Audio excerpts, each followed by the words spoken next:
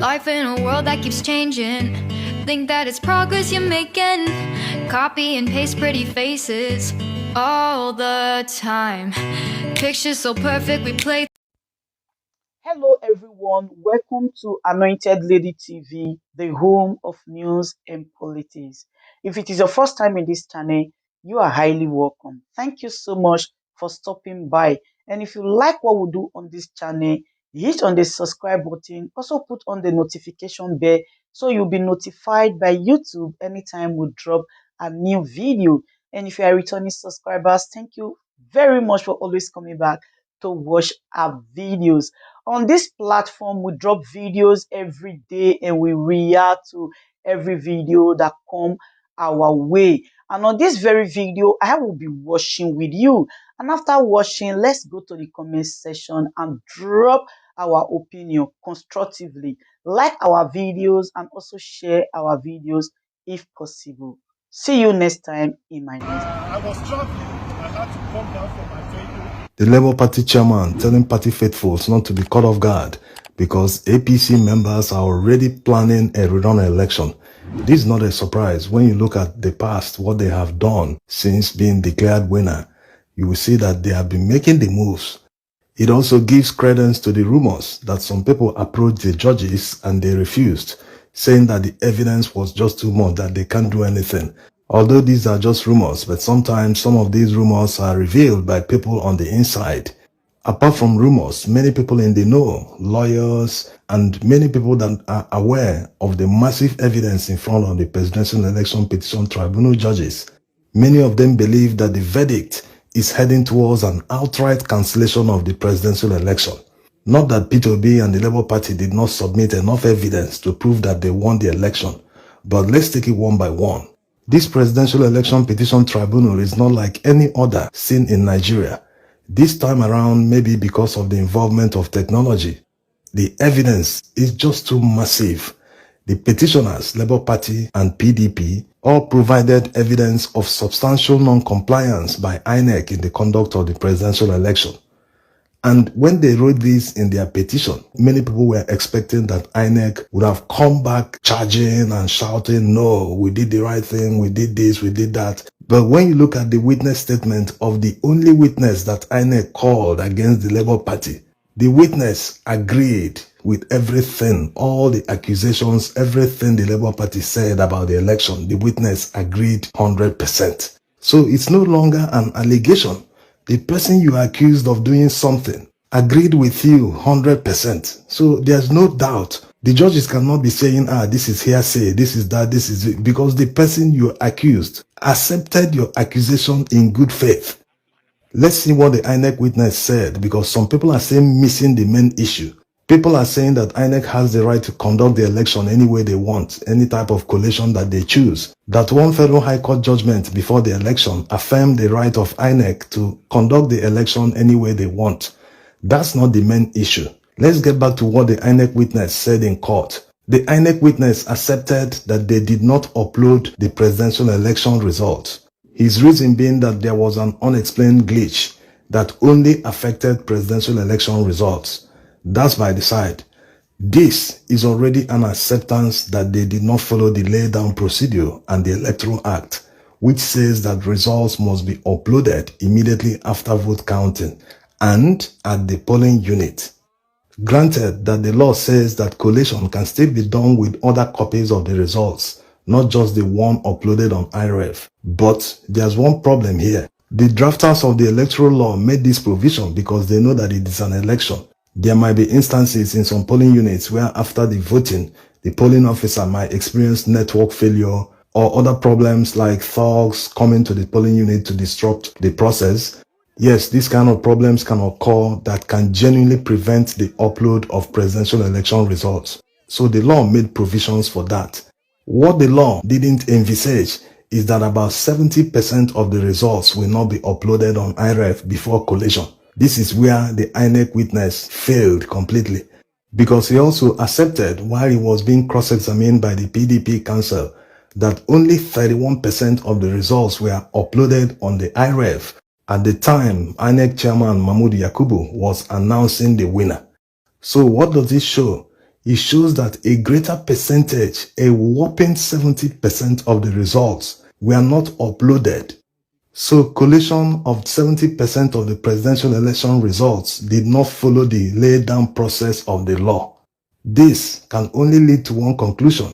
This is not a matter of guesswork or how the judges will decide or this, that. This is in black and white. It can only lead to outright cancellation of the presidential election. When the law says upload results immediately after vote counting at the polling unit in order to protect the integrity of the will of the people, and you go ahead and fail to upload 70% of the results, it can only mean one thing. It is substantial violation of the provisions of the law. And that substantial violation can only lead to an outright cancellation of the election. Now, let's get back to why the judges at the Presidential Election Petition Tribunal will place the cancellation over declaring a winner in the person of Peter Obi or someone else. This is because the foundation is already faulty. When the petitioners have proved that the election was conducted in gross violations of the electoral law and Inec regulations, nothing good can come out of it because it's the foundation. You cannot say that candidate A did not win because of the gross violations by Inec, and on the other hand, you say that candidate B can win based on the same election.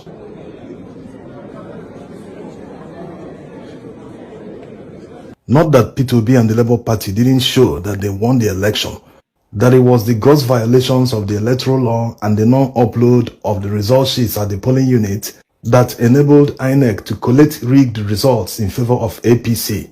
Yes, they submitted evidence to prove this. You can watch this video where we made the analysis. That notwithstanding, the fact that they proved the gross violations by Inec might make the judges to overlook whatever evidence they are presenting that proves that they won the election. And this might also give the respondents some arguments, especially when it gets to Supreme Court, that the petitioners can be claiming that the election was flawed, and on the other hand still be claiming victory, that everyone should suffer the fate of a flawed election, which means that they will be in favor of a cancellation of the election so that everyone can participate. Why the Presidential Election Petition Tribunal judges will go for cancellation of the election is because of the Supreme Court ruling on Oyetola versus Adeleke. This judgment is the first judgment and the only precedent that we have now in Nigeria going by the new technology, beavers and the electoral law.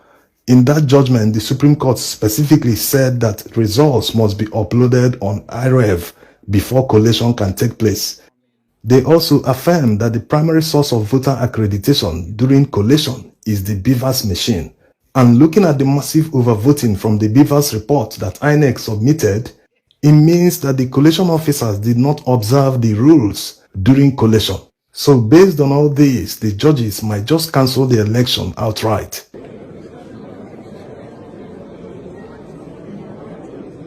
So except something else happens, Nigerians should be preparing for a fresh election.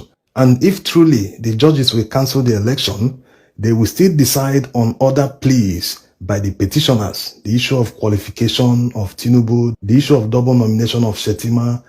So if they return in the negative, that means they will all participate in the new election. But if they are disqualified, that means all the other parties, including Labour Party and PDP, will contest in the new election. It's a pity that it has to go this way, because look at the billions that Nigeria wasted to conduct this election. And people wasted the money for nothing. They couldn't just follow due process. And they can't say they didn't follow due process for nothing. They must have done it out of interest or monetary influence from politicians. That's why anyone that eventually emerges the winner of the presidential election must make sure that all these INEC workers from top to bottom, including politicians who influence them, must be brought to book, because Nigeria cannot go through all this without people learning their lessons. People need to understand that the law must be upheld, that all actions have consequences. This will also deter people in the future from committing these kind of crimes. There's one more thing that people are genuinely worried about. The fact that people who didn't win an election are already in power, strategizing on how to win the next one in case the court cancels the election. Also the fact that all INEC commissioners are still in their positions. So there's no proof that the new election will be done differently. Even during the last election, the APC wanted to use vote buying to win the election. But because of the naira scarcity, they couldn't achieve much. Although they still sent SMS to people, some people were giving cards to scratch and all that, but it wasn't as effective as they wanted. That's why they changed strategy and involved Inec to prevent the upload of presidential election results. So with them being in power, they have the opportunity to perfect the flaws of the last election. This time around, who knows what will happen? That's why people might not come out in their numbers like in February. A lot of people lost their lives in the last election. So what's the guarantee that the right thing will be done this time around, with all the officials of INEC still maintaining their positions? Let's just hope that the ultimate solution will be found.